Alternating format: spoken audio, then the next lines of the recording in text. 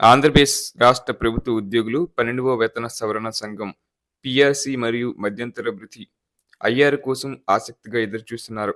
రాష్ట్ర ప్రభుత్వం 2023 జూలై 1 నుంచి కొత్త పీఆర్సీ అమలు చేయాల్సి ఉండగా ఇప్పటి వరకు దీనిపై ఎలాంటి అధికారిక ప్రకటన వెలువడలేదు.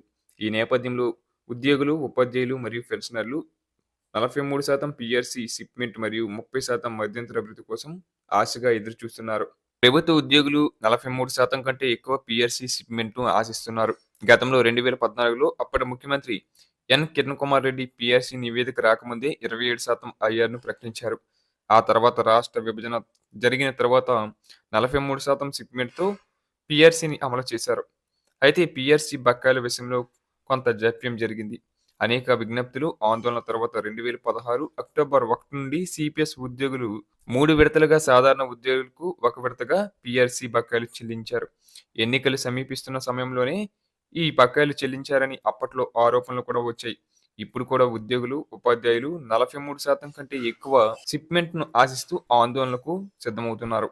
అలాగే పీఆర్సీ కమిషన్ నియమించిన తర్వాత నివేదిక ఇవ్వడానికి సాధారణంగా ఏడాది సమయం పడుతుంది. ఈ సమయంలో ఉద్యోగులు మరియు ఉపాధ్యాయులు మధ్యంతర భృతి ఐఆర్ కోసం ఎదురు చూస్తున్నారు. పీఆర్సీ కమిటీ నియామకం తర్వాత వివిధ ఉద్యోగ సంఘాల నుంచి ప్రతిపాదనలు స్వీకరిస్తారు. నివేదిక వచ్చేలోపు ఐఆర్ ప్రకటించడం ఆనవాయితీగా వస్తుంది. ఈసారి కూడా ఐఆర్ ఇవ్వాలని ఉద్యోగ సంఘాలు డిమాండ్ చేస్తున్నాయి. ఐఆర్ ప్రకటన కోసం ఉద్యోగ, ఉపాధ్యాయ జేఏసీ ఆధ్వర్యంలో ఆందోళన చేయడానికి కూడా సిద్ధమవుతున్నారు.